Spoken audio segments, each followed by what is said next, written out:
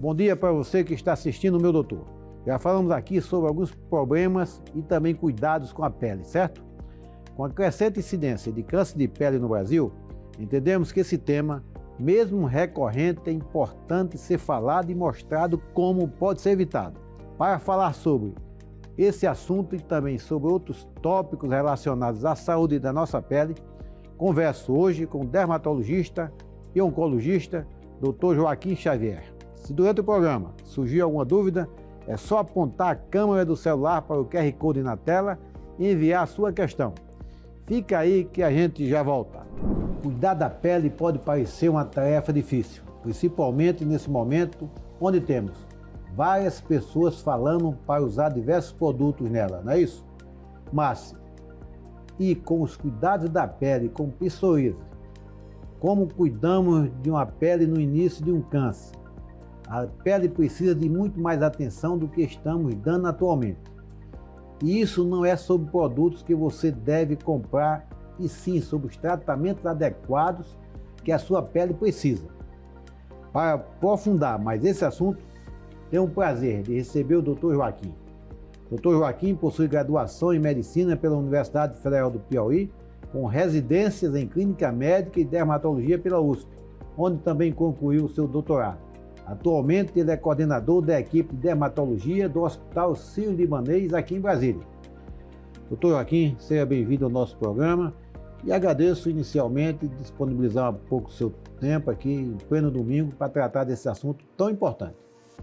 É um prazer estar aqui conversando com o senhor, Dr. Gutenberg, e esclarecer a população sobre esses temas em dermatologia que são tão importantes hoje em dia. Joaquim, o câncer de pele é uma das condições dermatológicas mais frequentes. Qual é o tipo mais comum na população geral e como as pessoas podem reconhecer os primeiros sinais de alerta para fazer a prevenção? Bem, didaticamente, o câncer de pele ele pode ser dividido numa forma não melanoma e uma forma melanoma. O não melanoma é o câncer de pele mais frequente que temos hoje em dia.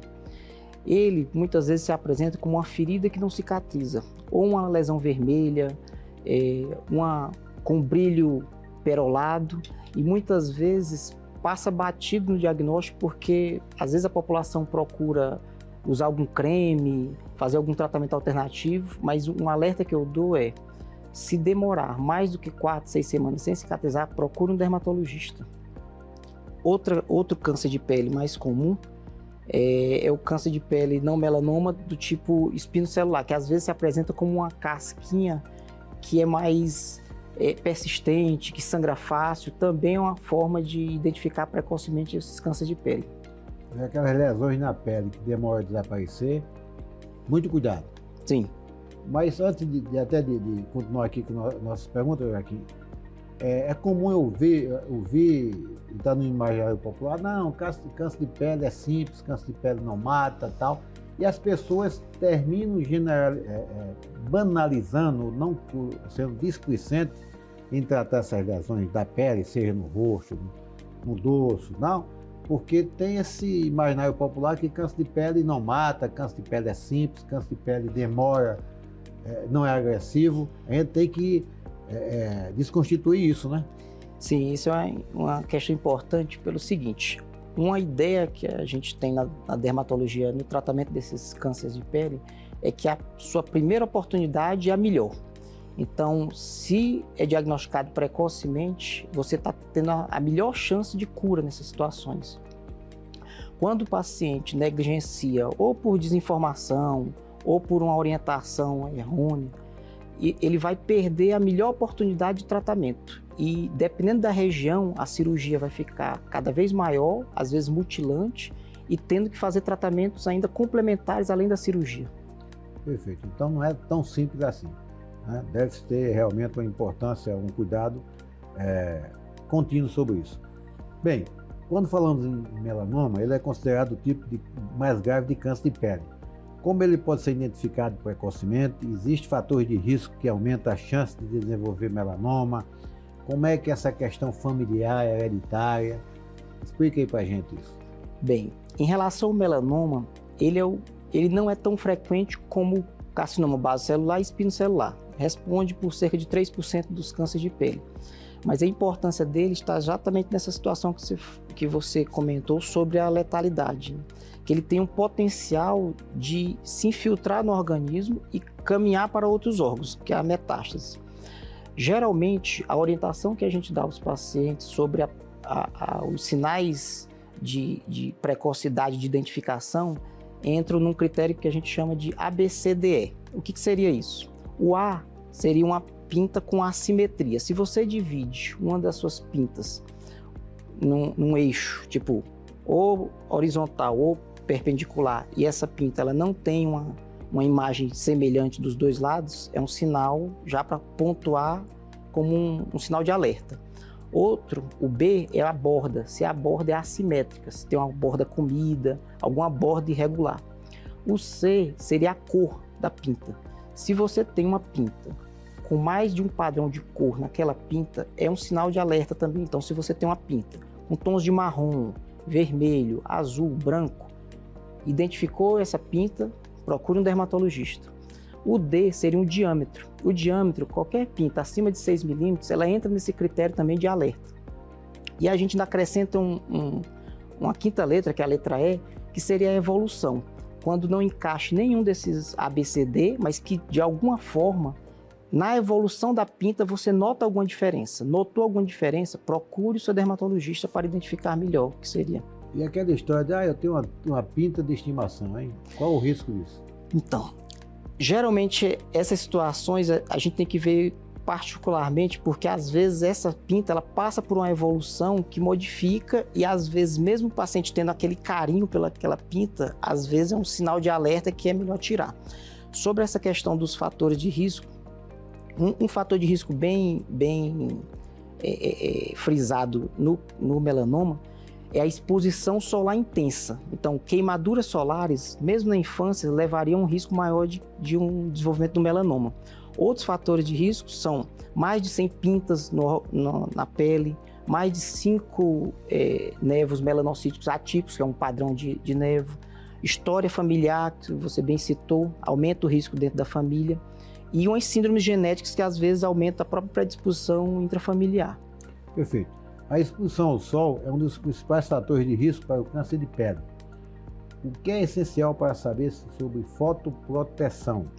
O fator de proteção solar realmente importa? E quais outras medidas que podemos adotar para proteger nossa pele do sol? Você é piauiense, eu sou paraibano. Eu gosto de usar chapéu, né?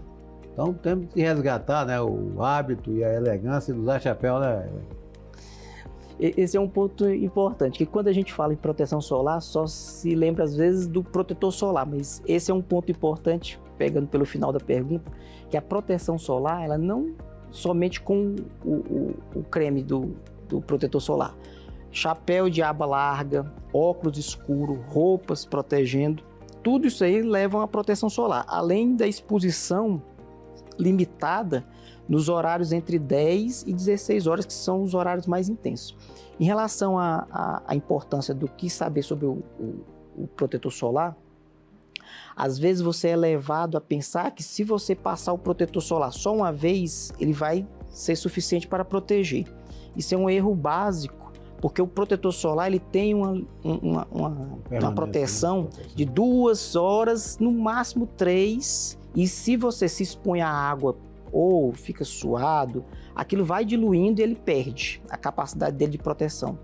Outro fator importante é a questão da quantidade. Geralmente, a gente não consegue usar na quantidade recomendada ideal. Então, uma dica que às vezes eu dou para os pacientes, ou fazer dupla camada, ou então um outro parâmetro, que é um parâmetro já bem estabelecido, da colher de chá, que seria a quantidade ideal para passar em rosto e pescoço, e 2 colheres de chá nas outras partes do corpo.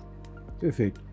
Bem, você que nos assiste, esse assunto é extremamente importante. Se tiver alguma dúvida, acesse o QR Code do programa Meu Doutor, mande sua pergunta que o Dr. Joaquim responde.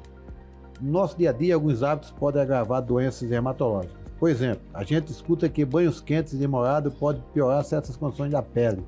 O nordestino é cheio dessas coisas. Que doenças são mais afetadas por esses hábitos? E por último, é verdade essa história de que banho frio é melhor do que banho quente? São as crendices populares. Em relação ao tempo e temperatura de banho, isso aí é meio uma regra dentro da dermatologia da gente orientar os pacientes a tomar banho mais para morno e mais rápido. Por quê? À medida que você toma banho quente demorado, gera um ressecamento da pele. Dependendo da situação de base da pele da pessoa, dermatite seborreica é uma das doenças clássicas que podem ser pioradas durante um banho quente demorado, porque gera uma resposta no organismo de produzir mais oleosidade e gerar um processo inflamatório maior. Outra doença comum de piorar com o banho quente é psoríase, que também, pelo processo de ressecamento, gera um processo inflamatório e agrava a psoríase. Além disso, tem uma comum demais, que é a dermatite atópica, que também pode ser piorada por uma perda da hidratação cutânea nesses banhos quentes demorados. Em relação a essa pergunta do banho frio, tem um trabalho de 2016 que fizeram um estudo relacionando o banho frio a menos adoecimento. E que isso aí levaria uma ativação imunológica do organismo e tudo. Provavelmente o banho frio é mais benéfico, só que em tempos frios é praticamente impossível. Então a gente, na dermatologia, no meio termo, a gente orienta um banho morno para frio e rápido. Perfeito. Então, além de se proteger, ainda faz economia. Exato. E estamos chegando ao final do nosso primeiro bloco, mas vamos falar alguma coisa, mais alguns detalhes aí sobre a famosa dermatite atópica. O que é dermatite atópica? Como você se conduz no momento que começa a aparecer as erupções, a coceira e tal, né? Se tem algum medicamento anti-histamínico, um corticoide que tem que tomar de imediato, ou tem que ir para o pronto-socorro. Aquela dermatite atópica que não melhora, né, de imediato. Como é que é isso? Porque tem casos que realmente o próprio dermatologista, o clínico, tem trabalho de acompanhar. Sim. A dermatite atópica é uma doença clássica dentro da dermatologia e afeta muitas crianças hoje em dia, podendo afetar até adulto. Classicamente, a dermatite atópica ela se apresenta com coceira na pele, lesões que às vezes ficam úmidas, com a eczema, uma dermatite propriamente dita, e com distribuição típica, nos locais típicos do corpo. Geralmente tem um desencadeante. Às vezes o desencadeante é o banho quente demorado, às vezes é uma infecção viral, às vezes é uma infecção outra da pele que exacerba o quadro. O princípio básico na dermatite atópica, no tratamento, é hidratação cutânea. Então, o banho desses pacientes tem que ser um banho rápido, com água morna para fria, e aplicar o hidratante após o banho com a pele ainda úmida. Você não tira toda a água da pele. Você vem, enxuga o excesso, vem com o hidratante e passa. De preferência, hidratante sem fragrância. Você falou sobre o tratamento inicial. A base do tratamento da dermatite atópica é o corticoide mais tópico. Nunca se deve usar um corticoide sistêmico, porque você pode exacerbar no momento da retirada. Então, o corticoide sistêmico ele é proibitivo na dermatite atópica. A gente não usa na dermatologia. Hoje em dia, os tratamentos melhoraram muito. Tem novos remédios agora, uns biológicos, para casos mais graves. Mas a maioria dos casos melhora com essas medidas que eu lhe falei. E o anti-histamínico? O anti-histamínico é um remédio para coceira. Sim. O anti-histamínico ele entra na base, muitas vezes, para a coceira na fase inicial, à noite, até para melhorar o sono desses pacientes. Então, ele faz parte do tratamento. Perfeito. Bem, chegamos ao final do nosso primeiro bloco. Vamos dar um intervalo. Não sai daí, nos acompanhe, porque o Dr. Joaquim tem muita informação e vai desmistificar muita coisa, né, que a gente acha que a crendice é importante, né, e que na realidade é aconselhável. Voltamos daqui a segundos. No bloco anterior falamos sobre câncer de pele, tratamentos, cuidados e começamos a conversar sobre outros problemas de pele que muitos brasileiros acabam também enfrentando. Quer ter a sua dúvida respondida? Envie sua pergunta. É só apontar a câmera do seu celular para o QR Code na tela. Joaquim, a psoríase é uma doença que pode causar bastante desconforto físico e emocional aos pacientes. Como é a abordagem terapêutica para a psoríase atualmente e o que há de novo nos tratamentos? A psoríase, hoje em dia, ela é entendida como uma doença não somente da pele. ela é entendida dentro de um contexto de uma doença sistêmica, porque quem tem psoríase, às vezes ele está no contexto das doenças plurimetabólicas, né? Então, dislipidemia, hipertenso, obesidade, um risco cardiovascular maior, além da própria artrite psoriásica que pode afetar. Esses pacientes, hoje em dia, eles tiveram um benefício das pesquisas que melhoraram muito os tratamentos. Então, a base do tratamento ainda continua sendo, dependendo da região acometida, tratamento tópico, a fototerapia melhora muito esses casos, 85% dos casos respondem bem à fototerapia, mas tem casos em que às vezes tem que lançar mão de remédio sistêmico, seja de remédio oral ou os imunobiológicos hoje em dia. Perfeito. A dermatologia é uma especialidade que frequentemente se integra com as outras. Oncologia, reumatologia, geriatria, pediatria, você falou agora da questão da reumatologia, né? Qual tem sido o papel da dermatologia nesse contexto e como essa integração beneficia os pacientes? Hoje em dia, você pode falar que a dermatologia ela tem um papel transversal dentro da medicina, porque com o desenvolvimento da oncologia, vocês já tiveram aqui entrevistado falando sobre as novas drogas, os remédios oncológicos eles não dão mais aqueles efeitos colaterais mais conhecidos, de só queda de cabelo. Então, hoje em dia tem um papel imunológico de ativação do sistema para combater o câncer, no caso da oncologia. E isso acaba levando a efeitos colaterais na pele que antes a gente não via tanto. Então, às vezes, a exacerbação de doença autoimune, dermatologia, de quadros alérgicos, quadros inflamatórios, que o dermatologista muitas vezes tem um papel de dar suporte àquela especialidade para que ele mantenha aquele tratamento, que é um tratamento essencial, e sem suspender a medicação. Então, na oncologia tem esse papel. Na reumatologia, a gente acabou de falar da artrite psoriásica, mas tem os casos das vasculites, do lúpus. A gente tem uma integração muito grande. Na geriatria, a população vem envelhecendo e com o envelhecimento a gente vem vendo os quadros dermatológicos integrados em pacientes que vivem mais e às vezes não só o câncer de pele, mas as próprias doenças dermatológicas. Aquelas lesões próprias do envelhecimento, né? Aquelas manchas, aquelas... É interessante você falar isso porque antes o dermatologista às vezes só falava, não, isso é do envelhecimento. E hoje em dia já existe até o nome, chama dermatoporose. Aquelas lesões de púrpura, aquela senilidade, aquela fragilidade da pele. E a gente tem como ajudar o paciente, dar suporte. É importante, muito importante. Bem, nós sabemos, e muitos de quem está nos assistindo já enfrentou essa situação, que alguns medicamentos provocam alergia, provocam reações na pele. E aí, nos fale sobre essa questão da alergia medicamentosa. Tem uma droga que eu uso bastante, eu gosto muito, não vou fazer propaganda aqui não, mas não estou fazendo propaganda, mas eu adoro um Feldene, um anti-inflamatório, né? Mas de vez em quando tem alguém que faz alergia ao Feldene, né? Como é que é isso? Pegando o gancho do Feldene, que você já citou, né? Ele é classicamente associado a uma reação medicamentosa que é 100% associada a remédio, chama eritema pigmentar fixo.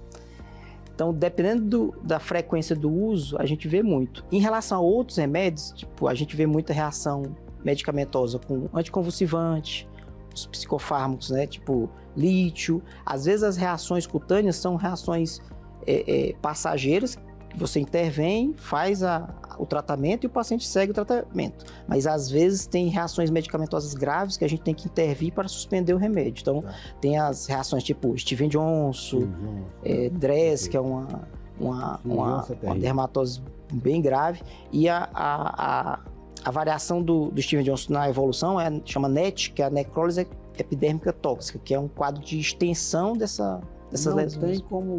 Ou tem como você evitar? Não tem, né? Porque não tem como você fazer um teste antes. Não tem. Ah, não, vou tomar uma bezetacil, faz ali um teste subcutâneo. O próprio teste subcutâneo pode desencadear a reação, né? E muitas vezes a gente tem que ficar atento aos sinais de alerta, porque às vezes o paciente acha que aquilo vai passar e continua usando o remédio. Então, aumenta a sensibilização. E fica alimentando o processo. Então, muitas vezes o tratamento é suspender o quanto antes a droga. Todo remédio, ele pode dar reação. Agora, Joaquim, deixa eu fazer uma pergunta. Você vai conversar com o paciente Mas vai orientar a gente que é médico também. Sim. Eu sou clínico também, tenho título de especialista em clínica médica e tal. Trabalhei muito tempo em clínica médica, durante mais de 20 anos no pronto-socorro do Hospital Santa Marta, aqui em Taguatinga e tal. E não raro eu encontrava aquele paciente que tinha alergia a tudo, impressionante. Toda medicação que ia prescrever, não, mas eu tenho alergia. Não, mas eu tenho alergia. E aí, como é que fica a situação do paciente e a situação do médico? Nesse caso específico aí, muitas vezes vai ter que ter acompanhamento conjunto com o alergologista, né? Porque ele vai ter que ter pelo menos uma linha de medicamentos que pode ser utilizado em situações de gravidade. E aí entra o papel do alergologista, que às vezes faz teste específico para dizer, não, esse aqui você pode usar, e até para auxiliar a gente como médico. Você pode até, que é aquela situação, não, vamos interná-lo, porque se for prescrever alguma coisa aqui... Né? E de reação, A reação, o paciente pode fazer uma parada, e aí eu avisei, essa droga você nunca usou, nunca usei, então será que tem ou não? Aí na dúvida você prescreve o paciente, né? A situação de risco para o paciente, para o médico, que a gente fica... Né? Fica encruzilhada. Encruzilhada. Bem, além dos cuidados com doenças crônicas, que dicas você daria para quem nos assiste possa manter a saúde da pele ao longo dos anos, promovendo um envelhecimento saudável, né? Bom, principal hábitos saudáveis, tipo cessar tabagismo, ter cuidado com bebida alcoólica, usar proteção solar e hidratação. Tanto hidratação no sentido oral, quanto a própria hidratação cutânea. Esse é o princípio básico. Dependendo de que doenças a pessoa tenha e tratar a doença precocemente para poder, ter uma longevidade boa da pele também. Né? Nós que somos nordestinos, tem ali a praia à vontade, o litoral à vontade, e ficava muito tempo no sol, saía literalmente bronzeado, né? A gente paga o preço agora, depois de 40, 50, 60 anos, porque eu saía pretinho da praia, bem bronzeado. O aparecimento de lesões cutâneas começa a partir de uma carga de sol acumulada na pele. Eu tenho uma queratose seborreica aqui no meu braço, aqui tenho 45. Então assim, chegou no limite, apareceu. Então a tendência é que, à medida que o sol vai acumulando na sua pele, a carga solar vai tendo as modificações e aí vai aparecendo as lesões. Podem ser lesões benignas, podem ser lesões malignas, dependendo da carga e da genética, de todos os fatores. Né? Joaquim, você tem conhecimento de algum serviço de referência no serviço público que esses pacientes possam procurar? Aqui em Brasília, assim, os serviços de referências ainda são o HUB e o HRAN. São os dois serviços. O acesso é sempre via centro de saúde? Sim. Sempre regulação? A regulação que faz isso e tem, os encaminhamentos internos. Né? Interno, né? E com dificuldade, porque a gente está vivendo aí uma situação dramática. Não vamos entrar nesse tema aqui, mas é a realidade. E em termos de sociedades, vocês fazem alguma campanha de prevenção? Sim. Fazem acompanhamento filantrópico? A Sociedade Brasileira de Dermato, em dezembro, tem uma campanha que é a campanha do câncer de pele, que é o Dezembro Laranja. Isso já ficou estipulado já no calendário. E é uma campanha que, assim, tem mais para conscientizar e para lembrar a população, mas durante todo o ano, o dermatologista ele sempre fica numa busca ativa. Então, se você vai no dermatologista por alguma queixa, a regra geralmente é você examinar a pele do paciente todo, procurando outros sinais, não somente para aquele tratamento específico que você procurou, mas procurando algum alerta, porque isso é uma busca ativa que funciona muitas vezes até melhor do que aquele mês específico da campanha, entendeu? Na realidade, a campanha é um alerta, mas a procura, a prevenção é contínua. Bem, Joaquim, mais uma vez agradecer sua presença aqui no nosso programa, agradecer as pessoas que nos assistem, que nos acompanham todo domingo, mas é importante que você, antes de encerrarmos a nossa conversa, disponibilize suas mídias sociais, seu Instagram, seu Facebook, para que as pessoas que precisem ter interesse consigam lhe acessar, lhe encontrar. Eu tenho somente o site da clínica, www.biodermato.com.br. Beleza, mais uma vez, obrigado, e obrigado você aí de casa que ficou até o final do programa, meu doutor. programa Meu Doutor é exibido todos os domingos a partir das 10h30 da manhã aqui na TV Brasília, Canal 6. Você também pode nos encontrar no YouTube e também no Instagram, @meudoutorbsb. Já falamos sobre Alzheimer, saúde bucal, doenças respiratórias, obesidade, oncologia infantil, uma série de assuntos que interessam a sua qualidade de vida. Não perca, todo domingo, às 10h30 da manhã, na TV Brasília, Canal 6. Um abraço a todos.